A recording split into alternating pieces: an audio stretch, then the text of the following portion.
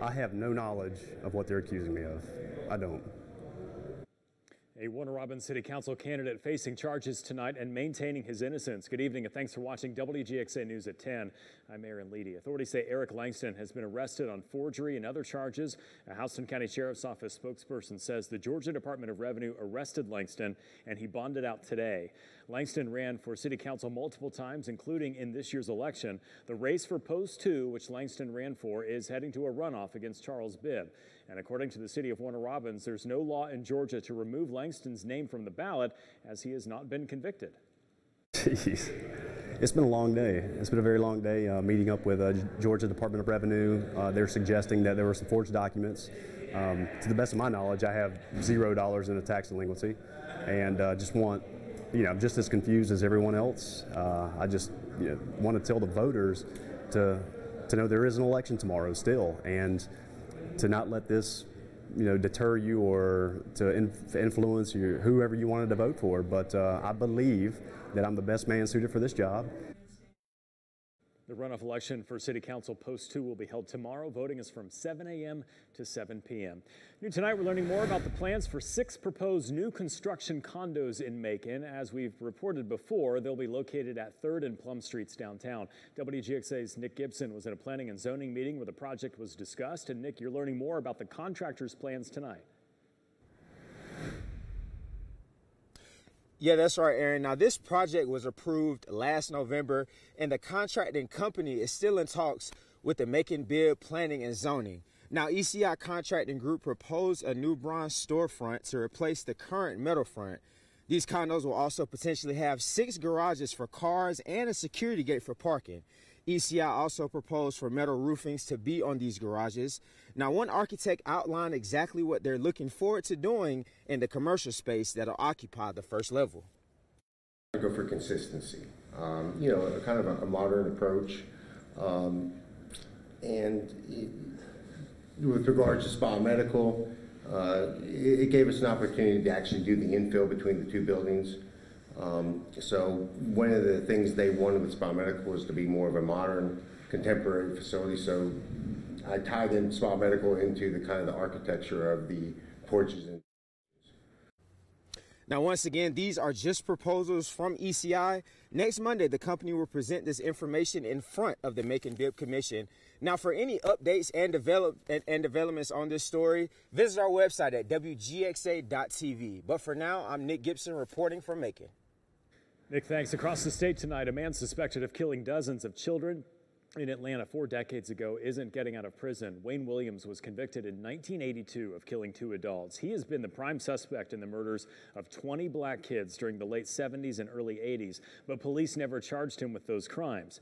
He was up for parole in October, but the board voted to deny his release. Williams will now have to wait until 2027 to request parole again. The murders have been the focus of a popular podcast and a Netflix series in recent years. A Georgia father is now behind bars after throwing his young children over a barbed wire fence while running from police.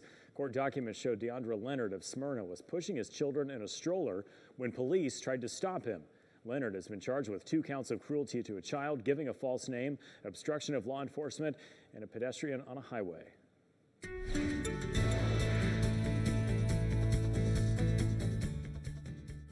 GXA News Skywatch Weather Center. Hope you've had a wonderful day. No doubt about it. Chilly temperatures. That's the theme this evening. Check out the latest numbers. We've got the 30s region-wide. 35, one of the cold spots up in Gray. We'll call it 36 here in Macon and 37 in Warner Robins. Same for Milledgeville. You know what? 37, we like it so much, we'll put it on the thermometer in Dublin as well. Making matters worse, though, we've got that northwest wind around 7 miles per hour. So the upper 30s feel more like the low to mid 30s. So that feels like temperature will be a factor all night tonight and, of course, first thing tomorrow as you head off to work and school. Let's talk about the school day forecast. At the bus stop, right around freezing for your actual temperature. That'll put the feels like number back into the upper 20s, so no doubt winter jacket is a must to start the day. By lunchtime, upper 40s if we're lucky, hopefully making the mid 50s for the ride home. The problem tomorrow is this, mostly cloudy, so it'll be a tough day to get a lot of sunshine to warm us up, so another chilly day is on tap. Coming up later in this half hour, sure, we've got a quiet week ahead other than the chilly temperatures, but there are several rain chances on the 10-day. I'll break it down day by day. Plus, over the weekend, we said goodbye to the 2019 hurricane season. What we remember the season for, the 2 storms you won't forget from this year. That plus your 10-day forecast coming up. New at 10, while you're out doing some Christmas shopping, it's a good idea to be more aware of your surroundings and those in the area. And you could be a target for potential crime. WGXA's Aaron Wise reports on why knowing a few skills yourself might come in handy. It's crucial to know self-defense at all times, but particularly during the holiday season. The most wonderful time of the year typically means more people are shopping, carrying cash and valuable presents. All things that make them potential targets for those with bad intentions. Knowing a few self-defense tactics could make all the difference when being in a dangerous physical situation. Here are some of the many tips and tactics that could get you away from your attacker. If someone is holding you by your wrist, first thing I want to do is actually start to pull away just a little bit. I'm going to clasp my hands together, crossing my fingers. I take a step back with one foot or the other.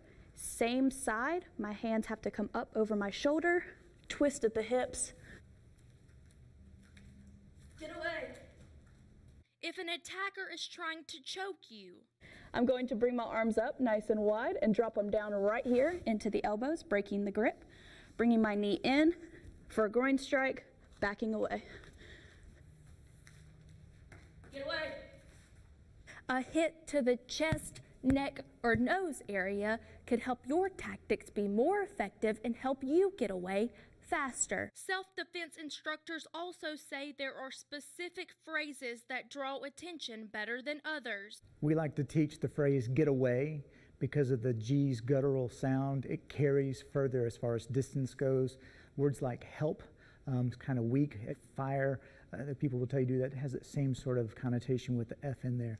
But G's, you know, get away, nice and loud. Instructors say the key to having good self-defense is repetition and training yourself to remember how to respond when the worst happens. And in the next half hour, we'll have some precautions you should know to keep yourself from having to use physical force or being the victim of a crime.